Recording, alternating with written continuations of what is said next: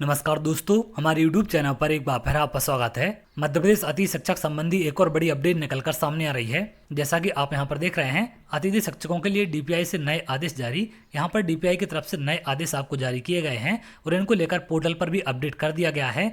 नियमितीकरणों को लेकर हाईकोर्ट से एक बड़ी अपडेट निकलकर सामने आ रही है और इसी को लेकर डीपीआई से आदेश आपके जारी किए गए हैं। आप लोग पोर्टल पर जाकर इसे चेक कर सकते हैं। जीएफएमएस पोर्टल पर इसे अपलोड किया गया है 23/9/2024 के डेट में। तो यहाँ पर एक तमाम आदेश आपको देखने मिल जाएंगे। हाईकोर्ट में नियमित करने को लेकर गेस्ट टीचरों की तरफ से केस लगाए गए थे, तो डीपीआई की तरफ से अब क्या आदेश जारी किए जा रहे हैं। जैसे आप इसे डाउनलोड करेंगे, कुछ इस प्रकार से आदेश आपका यहाँ पर खुल जाएगा। यहाँ पर आप देख पाएंगे लोक शिक्षण संचालनालय मध्य प्रदेश की तरफ से आदेश जारी किया गया।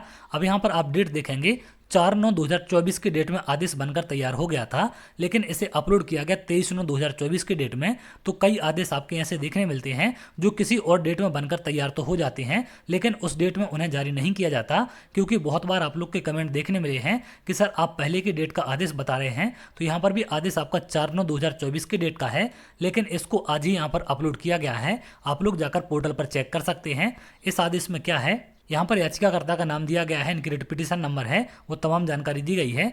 द्वारा माननीय उच्च न्यायालय खंडपीठ जबलपुर एवं सम प्रकृति के अन्य प्रकरण जो खंडपीठ ग्वालियर एवं इंदौर में अतिथि शिक्षकों को नियमित करने के संबंध में प्रस्तुत की गई है। याचिका में पारित निर्णय दिनांक 24/1/2024 को ऑपरेटिव पैरा निम्नानुसार है। तो यहाँ पर इनको नियमित करने को लेकर याचिकाएं लगाई गई थी, वो तमाम अभ्यर्थियों के द्वारा याचिकाएं लगाई गई हैं। अब इसको लेकर क्या निर्णय दिया गया है। उक्त निर्णय के अनुक्रम में याचिकाकर्ताओं द्वारा अभ्यावेदन प्रस्तुत किया गया है। याचिकाकर्ताओं द्वारा अपने अभ्यावेदन में यह उल्लेख किया गया कि वे शिक्षक पात्रता परीक्षा उत्तीर्ण हैं तथा डीएड बीएड प्रशिक्षित हैं एवं 3 वर्ष से लेकर 15 वर्षों तक लगातार अतिथि शिक्षक के रूप में पढ़ाने का अनुभव है। अन्य राज्यों में भी अतिथि शिक्षकों को नियमित किया गया है। इस आधार पर याचिकाकर्ताओं को नियमित करने की मांग की गई है। तो इनके पास ये तमाम योग्यताएं हैं। इन्होंने शिक्षक पात्रता परीक्षा क्वालिफाई की है, बीएड डीएड इनके पास है, वो 3 वर्ष से 15 वर्षों तक पढ़ाने का इनके पास अनुभव है। तो इन्होंने यहाँ पर दूसरे राज्यों में गेस्ट टीचरों को नियमित करने के आधार पर याचिका दायर की थी, जिसके मामले में डीपीआई की तरफ से स्पष्टीकरण दिया गया है। माननीय उच्च न्यायालय द्वारा पारित उक्त आदेश के अनुक्रम में याचिकाकर्ताओं के अभ्यावेदन का प्रचलित भर्ती नियम निर्देशों के क्रम में परीक्षण किया गया। तथ्यात्मक स्थिति निम्नानुसार है। मध्य प्रदेश राज्य स्कूल शिक्षा सेवा सेवा शर्तें एवं भर्ती नियम 2018 एवं संशोधित नियम 1/12/2022 के अनुसार सीधी भर्ती से रिक्त पदों की पूर्ति हेतु निम्नानुसार प्रावधान है। तो यहाँ पर गेस्ट टीचरों के लिए क्या प्रावधान किया गया है। नियम 8 के उपनियम 5 में शिक्षक पात्रता परीक्षा के उपरांत शिक्षक चयन परीक्षा के माध्यम से शिक्षक भर्ती में प्रावधान है। नियम 11 उपनियम 7 खा 4 में अतिथि शिक्षकों के निम्नानुसार प्रावधान है। शैक्षणिक संवर्ग अंतर्गत सीधी भर्ती के शिक्षकों के पदों के उपलब्ध रिक्तियों की 25% रिक्तियां अतिथि शिक्षक वर्ग के लिए आरक्षित की जाएंगी, जिनके द्वारा न्यूनतम 3 शैक्षणिक सत्रों में एवं 200 दिवस मध्य प्रदेश शासन द्वारा संचालित शासकीय विद्यालयों में अतिथि शिक्षक के रूप में कार्य किया गया है। परंतु अतिथि शिक्षकों के लिए आरक्षित पदों की पूर्ति न हो पाने की स्थिति में रिक्त रहे पदों की अन्य पात्रताधारी अभ्यर्थियों से भरा जाएगा।